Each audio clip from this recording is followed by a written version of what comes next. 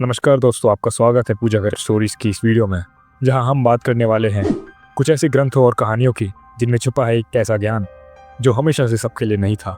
आज हम बात करेंगे कुछ ऐसे भारतीय पवित्र ग्रंथों की जिन्हें या तो फॉरबिडन यानी निषेधित माना गया है या फिर सिर्फ कुछ चुनिंदा लोगों तक सीमित रखा गया। ये ग्रंथ ऐसे राज और क्रियाएं बताते हैं जो आम धार्मिक परंपराओं से अलग हैं। कुछ तो इतने रहस्यमयी कि उन्हें समझना भी एक तपस्या के बराबर है।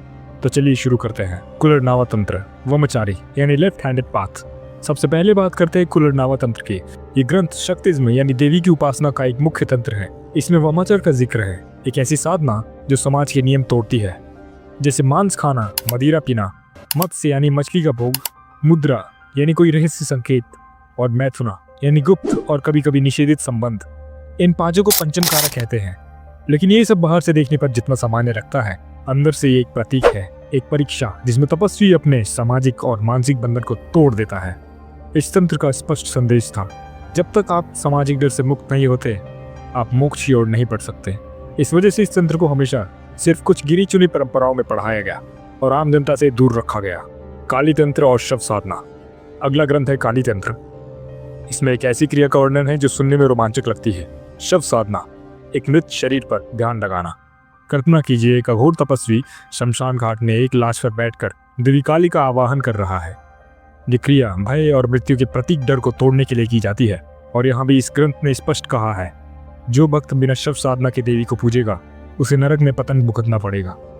सामान्य लोगों के लिए ये क्रिया अत्यंत भयंकर थी और इसीलिए इसे रहस्य बनाकर रखा गया। गुह्य समाज तंत्र, बौद्ध तंत्र का रहस्य।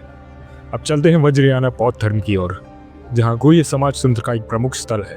गुह्य समाज का अर्थ है गुप्त समूह। इसमें मंडलों का वर्णन है और साधना में सेक्सुअल और भयंकर प्रतीक का प्रयोग है। सब कुछ ऐसी मानसिक स्थिति तक पहुंचने के लिए जहां व्यक्ति अपने अस्तित्व से परे चला जाता है।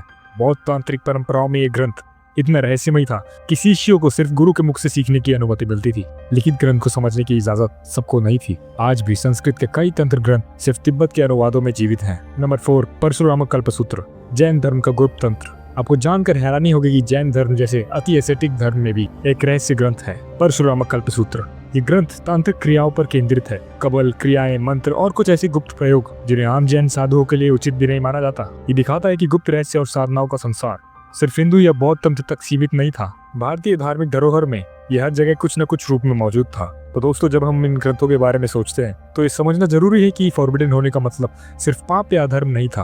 ये ग्रंथ और साधना एक ऐसे ज्ञान को छुपाई हुई थी जो सिर्फ त्याग, साहस और शुद्ध भावना से प्राप्त किया जा सकता था। ऐसे ज्ञान को आम जनता से दूर रखना शायद इसलिए जरूरी था ताकि ये शक्ति किसी अनधिकारी व्यक्ति के हाथ में गलत उपयोग के लिए ना चली जाए। अंत में भारतीय सभ्यता का असली रूप हमेशा मल्टीलेयर्ड रहा है, एक सामान्य पूजा के नीचे छुपा हुआ एक रहस्य का समुंदर। अगली बार जब आप किसी पुराने मंदिर या ग्रंथ की तरफ देखें तो याद रखिएगा, कहीं ना कहीं कुछ ऐसा भी छुपा हो सकता है जो हमेशा के लिए अनकही कहानी बन गया है।